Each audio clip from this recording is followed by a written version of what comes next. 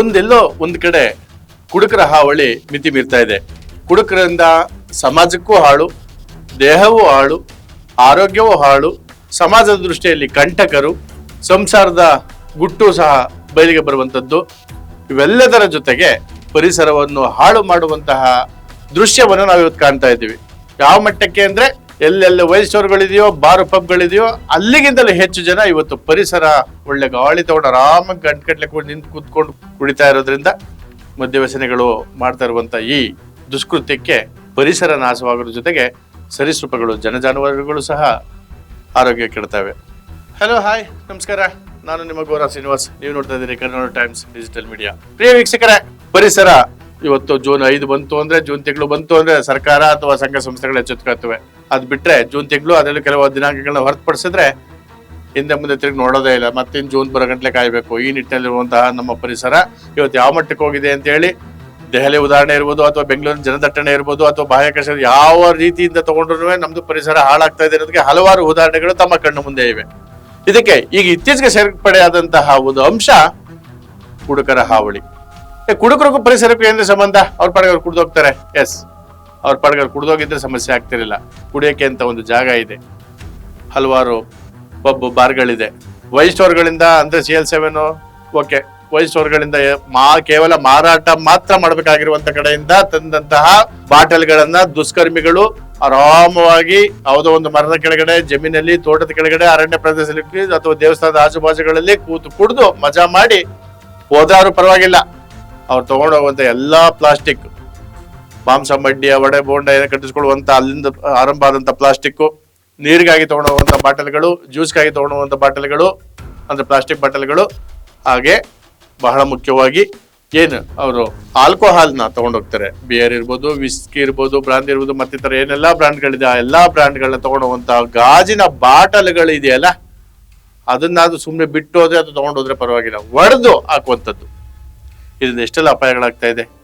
ಸ್ಥಳದಲ್ಲಿರುವಂತಹ ಸರೀಸೃಪಗಳ ಕಥೆ ಏನು ಸರ್? ಇದು ಕೋಡಂಬಳಿ ಅಂದ್ಬಿಟ್ಟು ಗ್ರಾಮ, ಇದು ಚನ್ನಪಟ್ಟಣ ತಾಲೂಕು.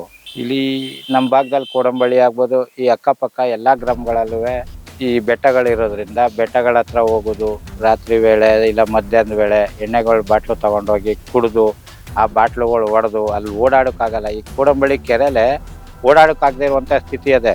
ವರ್ಷಕ್ಕೊಂದ್ಸರಿ ಅಲ್ಲಿ ಮಡೆ ಹಬ್ಬ ಅಂತ ಮಾಡ್ತಾರೆ, ಅಲ್ಲೋಗಿ ಪೂಜೆ ಮಾಡ್ಕೊಂಡು ಬರಬೇಕು. ಪೂಜೆ ಮಾಡೋಕ್ಕೆ ಹೋಗೋಕ್ಕಾಗ್ತಲ್ಲ. ಈಗ 2 ವರ್ಷದಿಂದ ಇಲ್ಲಿ ಯಾವುದೋ ಸ್ಕೂಲ್ ಹತ್ರ ಹಬ್ಬ ಮಾಡ್ಕೊಳ್ತಾರೆ, ಆ ಸ್ಥಿತಿ ಬಂದಿದೆ. ಜೊತೆಗೆ ಪರಿಸರಕ್ಕಂತೂ ತುಂಬ ಎಫೆಕ್ಟ್ ಇದು. ಜಮೀನುಗಳಲ್ಲಿ ರೈತರು ಹೊಲ ಉಳುಕಾಗ್ತಲ್ಲ. ಈ ಮಾವಿನ ಮರ ಇರುತ್ತವೆಲ್ಲ ಕೆಳಗಡೆ ಕುತ್ಕೊಂಡು ಸಂಜೆ ಆಯಿತು ಅಂದರೆ ಡ್ರಿಂಕ್ಸ್ ಮಾಡೋದು, ಕುಡಿದ್ಬಿಟ್ಟು ನ್ಯಾಯವಾಗಿ ಹೋಗಲ್ಲ, ಬಾಟ್ಲುಗಳು ಹೊಡೆದಾಕೋದು. ರೈತರು ಆ ಜಮೀನಲ್ಲಿ ಹೆಂಗೆ ಓಡಾಡ್ತಾರೆ? ಕಾಡಿಗಾಗಿ ಆಜುಬಾಜುಗಳಲ್ಲಿ ಹೋಗುವಂತಹ ಜಾನುವಾರುಗಳ ಕಥೆ ಏನು? ವ್ಯವಸಾಯ ಮಾಡ್ಲಿಕ್ಕೆ ಹೋಗುವಂತಹ ರೈತರ ಕಥೆ ಏನು? ಇದ್ಯಾವುದು ಅವರ ಅರಿವಿಗೆ ಬರ್ತಾ ಇಲ್ಲ. ಕುಡಿ, ಮಜಾ ಮಾಡು, ಬಾಟ್ಲು ಹೊಡಿ, ಹೋಗು. ಚನ್ನಪಟ್ಟಣ ತಾಲೂಕಿಗೆ ಸಂಬಂಧಪಟ್ಟಂತಹ ಸಾತ್ನೂರು ವಲಯ ಅರಣ್ಯ ಇಲಾಖೆಗೆ ಸಂಬಂಧಪಟ್ಟಂತಹ ಶ್ರೀ ಚನ್ನಪ್ಪಾಜಿ ಸ್ವಾಮಿ ಬೆಟ್ಟದ ತಪ್ಪಲಿನಲ್ಲಿ ಈ ದುಷ್ಕೃತ್ಯವನ್ನು ತಾವು ನೋಡ್ತಾ ಇರ್ಬೋದು. ವೀಕ್ಷಣೆ ಮಾಡಿ ಯಾವ ಮಟ್ಟಿಗೆ ಪ್ಲಾಸ್ಟಿಕ್ ಬಿದ್ದಿದೆ, ಗಾಜುಗಳನ್ನ ಹೇಗೆಲ್ಲ ಹೊಡೆದಿದ್ದಾರೆ. ಇದು ಕೇವಲ ಸಾಂಕೇತಿಕವಾಗಿ ಒಂದು ಬೆಟ್ಟದ ತಪ್ಪಲು, ಜೊತೆಗೆ ಒಂದಷ್ಟು ಜಾಗಗಳನ್ನ ತೋರಿಸ್ತಾ ಇದೀವಿ. ಇಡೀ ಜಿಲ್ಲಾದ್ಯಂತ ನೀವು ಯಾವುದೇ ಹೈವೇ ಆಜುಬಾಜು ಇರ್ಬೋದು, ಯಾವುದೇ ಪಾರ್ಕ್ಗಳಿರ್ಬೋದು, railway station, bus stand, railway ಹಳಿಗಳ ಪಕ್ಕ ಇರ್ಬೋದು, ಬಸ್ ಸ್ಟ್ಯಾಂಡ್ ಸುತ್ತಮುತ್ತ ಜಾಗ ಇರ್ಬೋದು, ಎಲ್ಲೆಲ್ಲಿ ಸಾರ್ವಜನಿಕರು ಬೆಳಿಗ್ಗೆ ಸಂಜೆ ಗಂಟೆ ವ್ಯವಹಾರ ಮಾಡ್ತಾರೆ, ಸಂಜೆ ಎಲ್ಲವೆಲ್ಲ ಬಾರ್ ಪಬ್ಗಳಿಂದ ಹೆಚ್ಚಾಗಿ ಜನ ಎಲ್ಲ ಆಶ್ರಯಿಸ್ತಿದ್ದಾರೆ.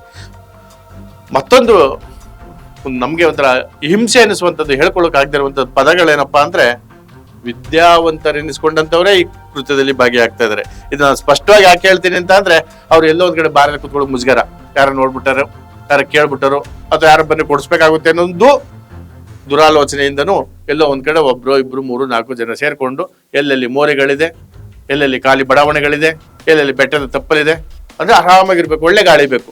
ಕುಡಿಯೋದು ಏನೇ ಕುಡಿದ್ರು ಗಾಳಿ ಒಳ್ಳೇದ್ ಬೇಕು. ಈ ನಿಟ್ಟಿನಲ್ಲಿ ಇವರೆಲ್ಲರೂ ಈ ಮಟ್ಟದ ಒಂದು ದುಷ್ಕೃತ್ಯವನ್ನ ಮಾಡ್ತಾ ಇದ್ದಾರೆ. ಸಂಬಂಧಪಟ್ಟಂತ ಅರಣ್ಯ ಇಲಾಖೆ ಏನು ಕ್ರಮ ಕೈಗೊಳ್ತಾ ಇದೆ, ಮತ್ತಿತರ ಸಂಬಂಧಪಟ್ಟಂತ ಇಲಾಖೆಗಳು ಏನ್ ಮಾಡ್ತಾ ಇವೆ, ಅಬಕಾರಿ ಇಲಾಖೆ ಯಾವ ಕ್ರಮವನ್ನು ಕೈಗೊಳ್ತಾ ಇದೆ ಈ ರೀತಿ ಅಕ್ರಮವಾಗಿ ಮಾರಾಟವಂತ ಬಹುತೇಕ ಅಂಗಡಿಗಳಲ್ಲಿ, ಸಣ್ಣ ಪುಟ್ಟ ಅಂಗಡಿಗಳಲ್ಲಿ, ಹಳ್ಳಿಗಳಲ್ಲಿ ಸಹ ಮದ್ಯ ದೊರಕ್ತಾ ಇದೆ.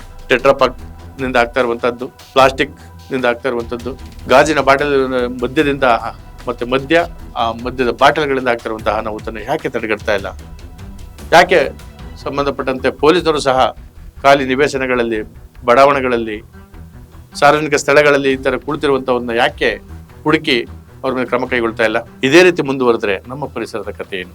ಹಾಗಾಗಿ ಕೂಡಲೇ ಬಾರ್ನವ್ರಿಗೆ ಮತ್ತೆ ಸರ್ಕಾರಕ್ಕೂ ಮನವಿ ಮಾಡ್ತೀನಿ, ಬಾರಿಂದ ಎಣ್ಣೆಗಳನ್ನ ಪಾರ್ಸಲ್ ಕೊಡೋದು ನಿಷೇಧ ಮಾಡಿದ್ರೆ ಬೆಟರ್ ಅನ್ಕೊಳ್ತೀನಿ. ಜೊತೆಗೆ ಬಾಟ್ಲಿ ಇರೋದು ತುಂಬ ಎಫೆಕ್ಟು.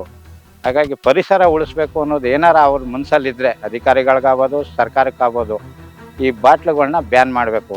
ಜೊತೆಗೆ ಸರ್ಕಾರಕ್ಕೆ ಮೂಲ ಆದಾಯನೇ ಅಬ್ಕಾರಿ.